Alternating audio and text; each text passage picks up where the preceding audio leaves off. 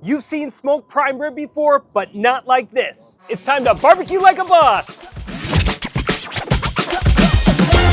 All right, guys, for Christmas this year, we're cooking my absolute favorite prime rib. We actually bought a whole prime rib, and you could save a lot of money that way. Typically, the price for a prime rib is in that $13 to $14 range. If you buy a steak or even the smaller roast, it could go up to close to $30 a pound. So what we did is we bought a whole prime rib, we cut half off, and we're gonna save that for our New Year's Eve steaks. And then we're left with the nice roast here for Christmas. You can see that beautiful marbling. This is a USDA choice grade, high quality, certified Angus beef. It's gonna be delicious. You can see that intermuscular marbling there. It's beautiful. Now, a prime rib is basically a whole ribeye roast. So if you cut this into steaks, that would be a ribeye steak, a bone-in ribeye steak. And what we're gonna do for the recipe today is actually take the bones off and cook those separately. It's pretty easy to see where the bones are. A nice sharp boning knife and just follow the bones down. You want to make sure you're keeping most of the meat on the actual roast. Take your time. You have your bones and your ribeye roast. This little bit of a fat cap, I usually trim that tail a little bit because that's just all fat. You can use this to render down or just get rid of it. Then you can shape this up a little bit. So you have your small rack of ribs and your ribeye roast. Now for a binder, we're just going to use a little bit of avocado oil. This just helps the rub to stick. For a base coat is our Boss Blend. That's your salt, pepper, garlic. That gives it a nice flavor profile to start. Same on the rack. Texas rub. This is a great rub for anytime cooking beef. There's no sugar in it. It's salt, pepper heavy. It's got a little paprika, a little cayenne, and a little bit of herb in there. It's a great flavor profile for prime rib. You want to get all your sides on the ribs.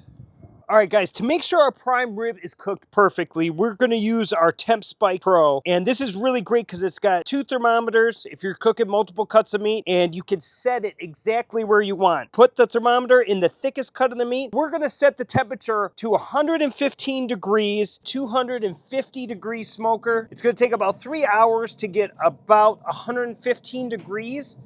All right, guys, you can hear the alarm going off. We set it for 115 degrees. You could say it's nice and developed a nice little crust here. All right, guys, to finish the prime rib in the rib part, we are going to turn up our smoker to 550 degrees to get a nice crust on the outside, and then we're gonna caramelize that sauce on the rib. So those are the ribs, prime rib. I'm gonna leave it on this roasting tray. We're also gonna cook asparagus hot and fast on the grill. 10 minutes, and we're good to go. For the prime rib, I love a great creamy horseradish. 1 cup of sour cream, 1/4 cup of prepared horseradish, a little bit of hot sauce, lemon juice, Worcestershire sauce, and Boss Blend. And then you just mix this up. And this is great, super simple, creamy horseradish sauce. All right, guys, for that rib section of the prime rib, Deuce's Wild Competition sauce. I love the way this sweet sauce hits that savory meat. It's gonna be delicious. And the reason why I'm cooking them separate is so we can have 2 different flavor profiles. So we'll have the prime rib, nice, juicy, medium rare,